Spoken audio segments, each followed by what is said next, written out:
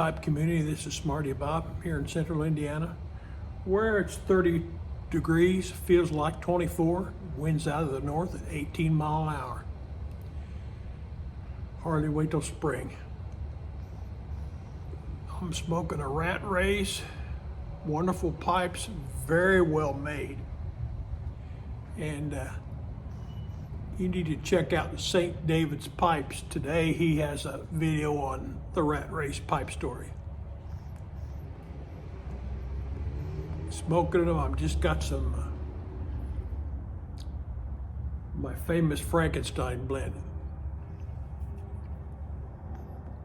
Well, it's going to be another back in the day, and I'd like to talk to you about my relationship with the telephone back in the day and bring you up to date. Got a few notes I have to read from. The first telephone I ever saw hung from my paternal grandparents' wall, and it was the old crank wall phone.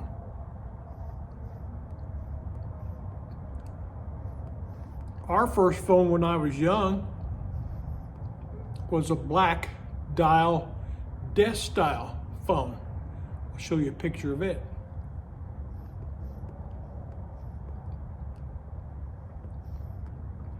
Back in the day, the phone systems were operated by operators.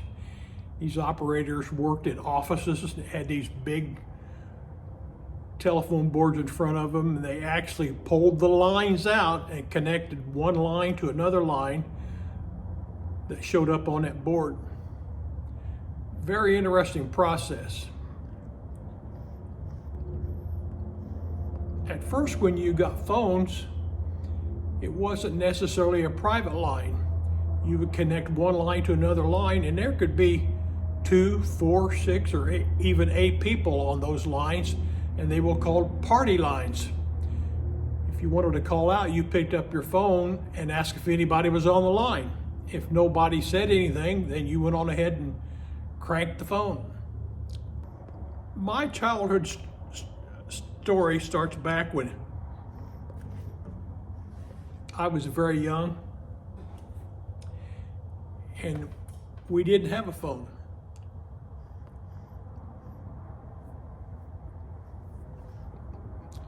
The phone lines would only extend down a street as far as the last person that had a phone.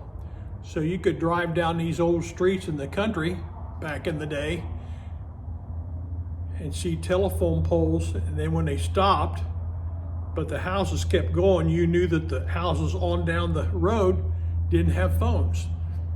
Usually where the last telephone pole was and line went to the house, that was the last person that had a phone.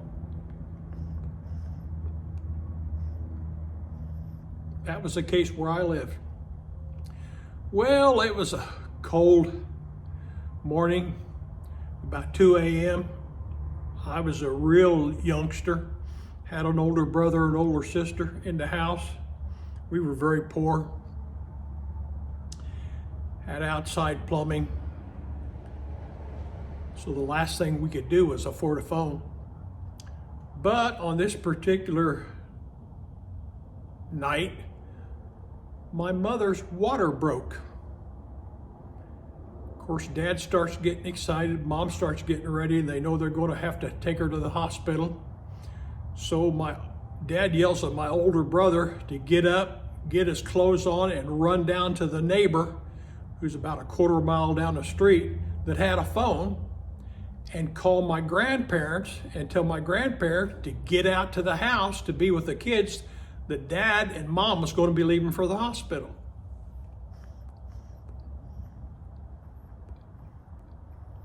Well, my brother got up, ran down. By the time he got back, Mom and Dad were pulling down the driveway. And about 15, 20 minutes later, my grandparents showed up. They lived about 5 miles down the road. After that experience, I think Dad had decided that 2 things needed to happen that spring. We need to install water in the house, and we needed a telephone. Our first telephone in our house looked like this. It was an old-fashioned black desk telephone. Of course, it had the dials on it.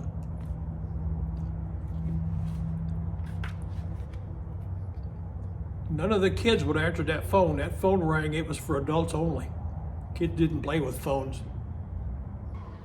Later on, those black desk phones were replaced by smaller phones that had a smaller fingerprint, smaller footprint, and they were called Princess phones, but they were still the dial type.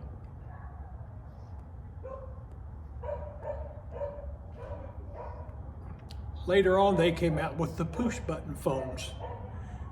You'd push a button instead of doing the dial. I'll show you what my first push button phone looked like. And the phone stayed about the same for about 10-15 years.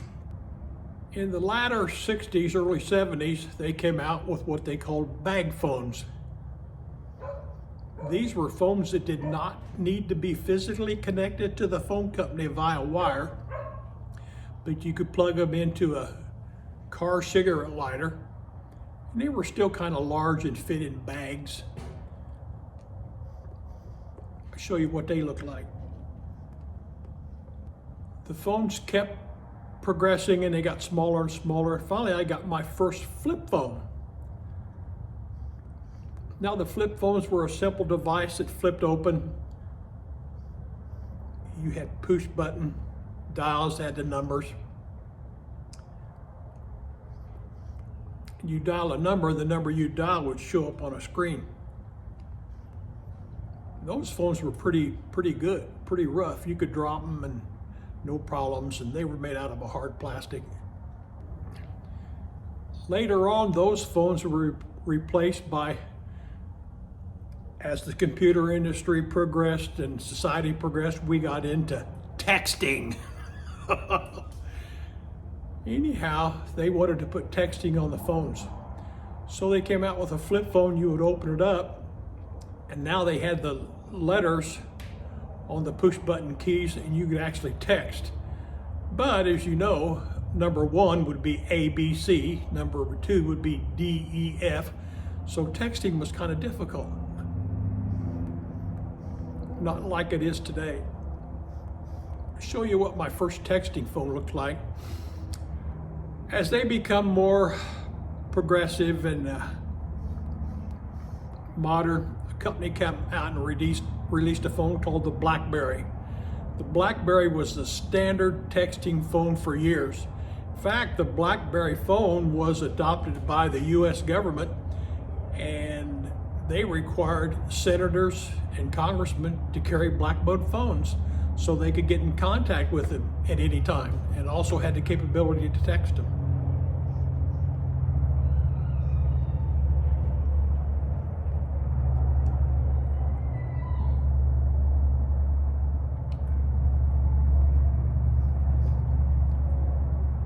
Then along comes Steve Jobs and his company, Apple. And he launched his first phone June 7th. It was a very small phone. Back then, they wanted to show that they could get the phone smaller. And the first phone was only 3.5 inches long, and I think so many inches wide. It was very small. I'll show you a picture.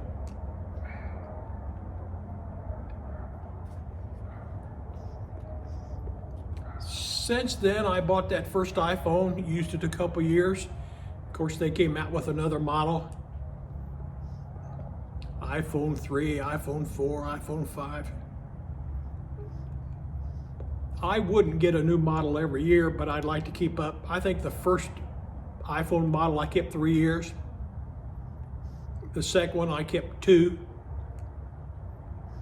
By then they'd been out about 5 years. Since then I've been getting phones, a new Apple iPhone, about every other year. I try to keep up to date on the newest, the latest. Of course, you know, they put cameras on phones. In fact, today I'm recording this on an iPhone 14 Pro Plus. They wanted to get these phones smaller and smaller for years, and then all of a sudden they changed their mind and people wanted bigger screens. So this has a very large screen. This screen and this phone is twice the size of the original iPhone. Well, this is my story and I'm sticking to it. I hope you've enjoyed today's Back in the Day. I want you to know that there's all kinds of videos out there on phones and the evolution of phones, and you can go and see those things. I don't know whether you hear my dog barking in the background or not. I got her inside today. Too cold. Well, I've enjoyed talking to you about my phone experience. Now if I can find this clicker. I picked up my lighter. I'm gonna go and click my lighter. Yesterday was a memory, tomorrow's a promise. So you enjoy today, and now, no!